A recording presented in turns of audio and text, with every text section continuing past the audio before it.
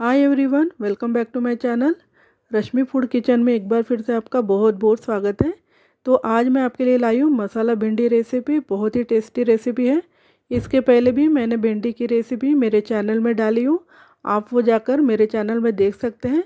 तो इस बार मैं ले आई हूँ मसाला भिंडी रेसिपी, वो भी विदाउट ओनियन और विदाउट टोमेटो की। तो आइए देखते हैं इसे कैसे बनाते हैं। तो यहाँ पे हमें सबसे पहले भिंडी लेना है। तो मैंने यहाँ पे आधा किलो करीब करीब भिंडी ली हूँ।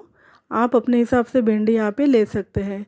तो भिंडी को सबसे पहले 2-3 पानी से अच्छे से वॉश करने के बाद उसको एक छन्नी में हमें सबसे पहले रख लेना है ताकि उसका पूरा पानी निकल जाए।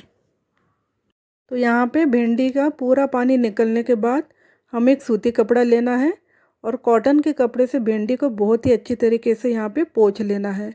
आप बिल्कुल भी ध्यान रखिए कि भिंडी में बिल्कुल भी पानी नहीं होना चाहिए। अगर थोड़ा सा भी पानी उसमें रहता है तो हमारी भिंडी कैसी चिपचिपी बनती है। तो यहाँ पे आपको बहुत थोड़ी सी मेहनत लेना है, भिंडी को अच्छे से कॉटन के कपड़े से पोंछ लेना है। तो यहाँ पे हमारी भिंडी अच्छे से यहाँ पे सूख गई है। तो मैं आपको इसलिए ये सब बता रही हूँ कि बहुत सारे लोग जो है जो भिंडी इसलिए नहीं खाते कि उनकी सब्ज़ी बहुत चिपचिपी बन जाती है। तो इसलिए मैं आपको ये सब ट्रिक्स बता रही हूँ।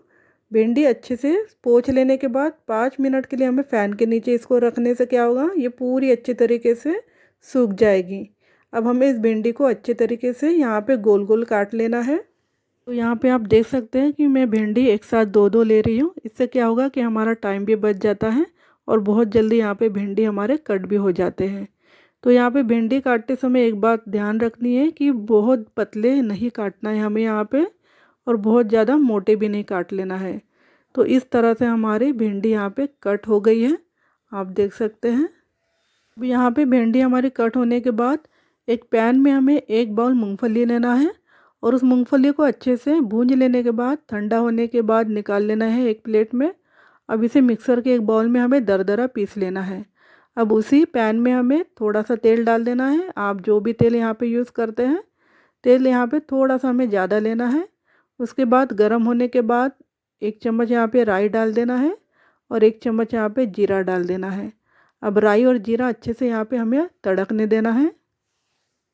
तो यहाँ पे अच्छे से राई और जीरा तड़कने के बाद मैंने यहाँ पे 10 से 12 लहसुन की कलियाँ डाली हूँ, क्योंकि अभी बारिश का सीज़न है तो खाने में लहसुन बहुत ही अच्छा लगता है। तो यहाँ पे थोड़ा सा हल्का ब्राउन लहसुन हमारा होने के बाद हमें इसमें कड़ी पत्ता डाल देना है।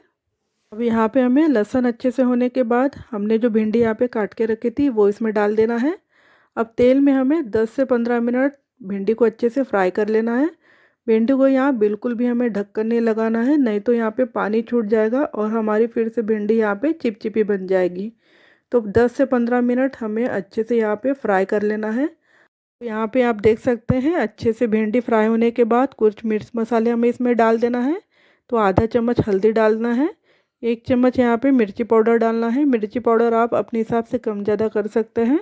1 चम्मच धनिया पाउडर डालना है और नमक स्वाद के अनुसार डालना है। अब सारे मसाले को हमें अच्छे से यहाँ पे मिक्स कर लेना है। अब यहाँ पे सारे मसाले अच्छे से मिक्स होने के बाद हमने जो मूंगफली का पाउडर यहाँ पे कूट के रखा था वो पाउडर हमें इसमें डाल देना है। मूंगफली का पाउडर डालने से बहुत ही अच्छा टेस्ट आता है और जो भिंडी में चिपचिपा रहता है वो निकल जाता है। तो आप ये डाल के ज़रूर देखिए। अब 5 मिनट तक हमें इसको अच्छे से मिक्स होने के बाद मैं यहाँ पे गरम मसाला डालना भूल गई थी, तो बिल्कुल थोड़ा ही हमें इसमें गरम मसाला डाल देना है और 5 मिनट तक अच्छे इस पर चलाते रहना है। तो यहाँ पे हमारी भिंडी मसाला रेडी हो चुकी है। तो आपको मेरा वीडियो कैसा लगा आप प्लीज़ कमेंट करके मुझे ज़रूर बताइए और मेरे चैनल को लाइक कीजिए, कमेंट्स कीजिए, सब्सक्राइब कीजिए। तो मिलते हैं ऐसी नई नई रेसिपी के साथ, तब तक के लिए बाय बाय।